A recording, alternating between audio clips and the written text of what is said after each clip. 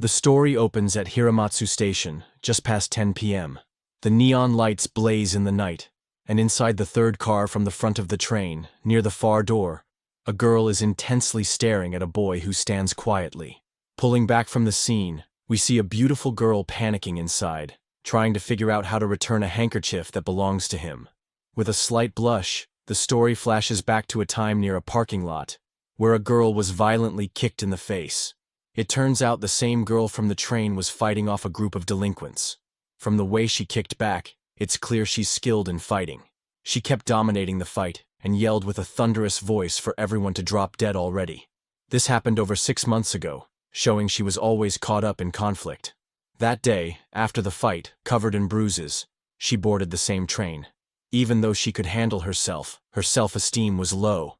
She reflected that people only change in moments of confidence, but she had none that day and felt completely drained. That night, she was supposed to take a different train, but by coincidence, she ended up there. People on board were gossiping about her. She stood with her head lowered as people around her whispered about her bruised and dirty appearance.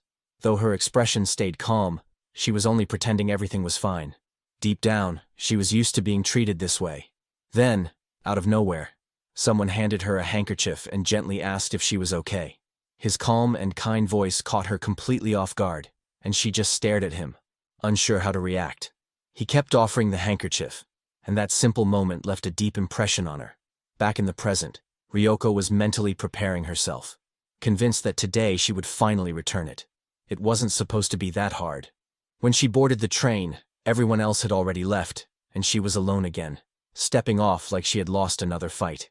As the train pulled away, Ryoko the fighting gorilla had once more been defeated by her own hesitation. "This is impossible," she muttered. It had taken her 6 months just to work up the courage to return the handkerchief and speak to him. She had failed so many times. This time, she wondered if he would even remember her, and if she was the only one looking forward to meeting again. Eyes snapping open, she began hitting the nearby pole in frustration, drawing the attention of passers-by who were wondering if she was mentally okay. Her inner thoughts spilled out, and despite everything, she despised weakness. That last thought nearly broke her, and she scolded herself. "I am the Iron Leg Ryoko, second to none, whose fierce aura and presence can make a crying child stop crying." As she said this to herself, she readied herself, determined to return the handkerchief no matter what. Tomorrow would be her moment. And then, tomorrow arrived. After the school bell rang, Ryoko was in the girls' restroom. Standing with a mix of seriousness and charm, she gave herself a pep talk, reciting a motivational speech. "I am a beast that stalks its prey. Now everything is down to timing, nothing else. Today is the day where you will overcome all your fear. Don't look back and do what you need to do. Do what you want to do." After this fierce and slightly cute speech, she blushed, feeling ready to finally meet her crush. But as she walked through the hallway, all her excitement vanished when someone suddenly shouted her name. A group of delinquent girls was waiting. One of them, with bleached hair and a broken nose, called her Iron Legs and said it had been a while. She leaned in close, trying to intimidate her with her glare and body language. But Ryoko stayed silent. The girl reminded her that her suspension was over and mocked the way Ryoko was walking, saying it didn't suit a gorilla like her. She spat out insult after insult, expecting Ryoko to snap and attack like before. But instead, Ryoko smiled, wide and calm. The unexpected smile shocked the group. As they approached more aggressively, they threw more insults, calling her expression ugly, even though it wasn't at all. Ryoko responded with their own words. She told them she had a train to catch and didn't have time to waste on pointless fights. Then she left. One of the girls grabbed Ryoko's shoulder, shouting that her house wasn't even in this direction and that she didn't need a train to get home. Ryoko stopped, then slowly turned around and shot her a chilling glare. Her expression clearly warned the girl to let go unless she wanted every bone in her face broken. Startled, the girl quickly released her. As Ryoko walked off, she told them she was no longer the thug they used to know and fear. "I want to change my paths, and besides, I am too busy to deal with you guys." With a wave, she gave a final warning to never show their faces around her again. Her sudden shift in attitude felt strange and confusing to them. As she walked away, one of the girls muttered that something about her had definitely changed. Meanwhile, on the train, the clock had passed 10 p.m. The train moved quickly through the night, and inside, A quiet battle raged within Ryoko's mind. Blushing, she kept glancing at the boy, trying to find the right moment to approach him. She took 3 deep breaths, trying to calm herself. Just when she was about to speak, she suddenly remembered what the bully had said about her pretending to be a nice and proper girl. The words stung, and her confidence wavered. Slowly, she shut her mouth. A new thought surfaced. After returning the handkerchief, what would be left? There'd be no reason to ride this train anymore. She admitted to herself, I am scared to return it. And moreover, I am more scared to let this moment end. As her head dropped, the boy continued silently reading his book. As soon as Ryoko noticed the group of delinquent girls inside the train, she froze. It became clear they had followed her, likely suspicious after her strange behavior earlier. One of them called out, using her nickname, Iron Legs, and arrogantly walked up, slinging an arm around her shoulder and leaning in. She said, It's obvious you were hiding something from us. I would have given you some thoughtful advice if I were you. Ryoko tried to shake her off and replied, but the bully didn't stop, saying she understood the look Ryoko had given someone earlier on the train, and she recognized that look all too well.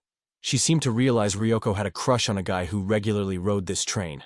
Pressing even closer, the bully suddenly pointed and shouted toward the boy, This girl's been crushing on you for a while now. Ryoko's eyes went wide, and the boy looked confused. Then, in a strong voice, Ryoko shouted, No! But as soon as the word left her mouth, she realized it was the exact opposite of what she truly felt. In that one moment, she had destroyed the reason she even took this train. Right then, the train stopped at Umetsu Station, and the doors slid open. Ryoko stood frozen in place. The bully added oil to the fire by saying that she must have been wrong about her hunch and said something very unnecessary. With a mocking and fake expression, she told Ryoko, I meant no harm, and please forgive me for this. The nose you broke still hurts like hell, and what I said was a complete mistake. Without saying anything, Ryoko shoved her aside and ran out, leaving everything behind. The boy stayed behind, quietly thinking, while the bully laughed at what she saw as Ryoko's childish behavior. Ryoko ran until she found a quiet park to hide in. She sat on a swing, gently rocking back and forth, thinking about what she had just said, and how everything she wanted to express had slipped right through her fingers. All that excitement she once had was gone now. Even if nothing serious had ever existed between them, there had still been something. But now, not even the idea of liking or being liked remains. Stopping with a heavy sigh, she said quietly, What was I expecting? She imagined that everyone must have seen her as annoying and pitiful. The thought almost made her laugh. Her voice cracked as she said it, and tears began to stream down her face. It felt like she had just lost her first love, the one she had held on to for 6 long months. The disappointment was too much, and she couldn't stop crying. Wiping her tears and snot on her arm, she reminded herself that normal love stories weren't made for someone like her. Still, she thought it was time to finally return the handkerchief. Reaching into her bag to check, her eyes widened. It was gone. She searched every pocket, every corner, thinking back to what had happened. When the bully had leaned into her earlier, that must have been it. The handkerchief had been taken without her noticing. Anger flared up inside her.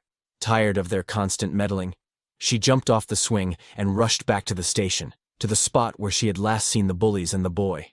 Just as she arrived, out of breath, they were there, almost like they had expected her return. Panting, she demanded they give it back. The bully pulled out the handkerchief, holding it up and taunting, asking if this little cloth meant that much to her, and if it belonged to him. Ryoko didn't say a word. She lunged for it but missed. It was clear now. The bullies weren't just going to hand it over. They wanted something in return. She said that if Ryoko wanted the handkerchief back, she had to follow one condition.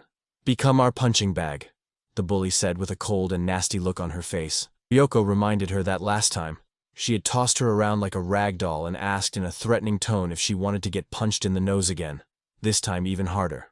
The bully replied, You can surely do that if you want, but if you do it right here in the open, all the constant and fake acting that you have been doing will be destroyed. Do you want to meet him with a bad reputation?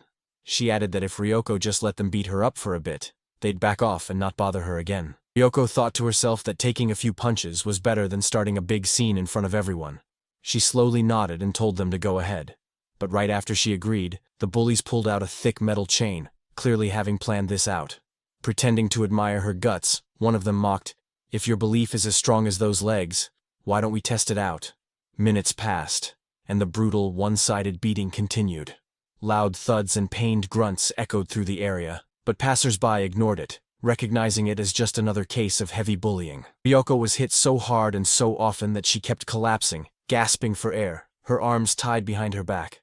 The bullies had even tied her legs, afraid of what she might do if she got free. She pulled her hair and asked, "How does it feel to be beaten while you can do nothing but endure? It's frustrating, right? If you are so confident in your legs, how about you try to break them free and attack us?" As the bully glared at her face, Ryoko was unfazed and extremely pissed at them. There was no hint of pain or fear in her eyes. Rather, there was an aura of a beast that sent shivers down anyone's spine. The bullies were startled as they saw Ryoko completely unfazed. As Ryoko lay there, the bullies came to a realization: hurting her body wasn't enough. For someone like her, pain meant nothing. So instead, they started talking. One of them casually brought up what had happened after Ryoko ran off the train earlier. She said that the boy Ryoko liked had stepped in and tried to stop everyone from bullying. "He was such a sweetheart," the bully said, smirking. "He was all worried about you." Then she added that when she saw him for the first time, she figured the handkerchief had to be his. She dropped it on the ground and stomped on it. Ryoko's eyes widened. She added that after she left, all the delinquent girls fought him and beat the crap out of him. This shook Ryoko, and the bully kept adding things to her sentence, mentioning how he was such a wimp and how it made no sense why Ryoko was so into weak, pathetic, spineless boys. She leaned close and mocked. "Seeing you lying there reminds me of him. Both of you flat on your backs. A perfect match." After all the insults and beatings, the girls began walking off, saying that this had been pretty fun. But suddenly, the picture of the boy Ryoko liked came to her mind. She shouted, "Wait!"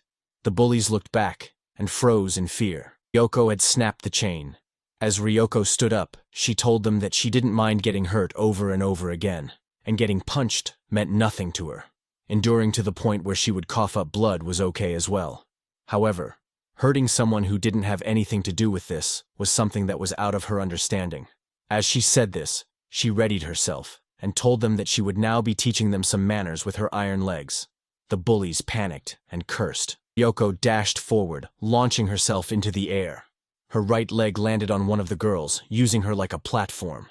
From that height, she twisted her body mid-air, and with a single crushing swing, kicked the lead bully in the face, shattering her nose and her arrogance in one clean hit.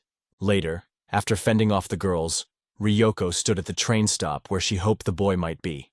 It felt like she had become a joke to everyone around her. No one asked if she was okay.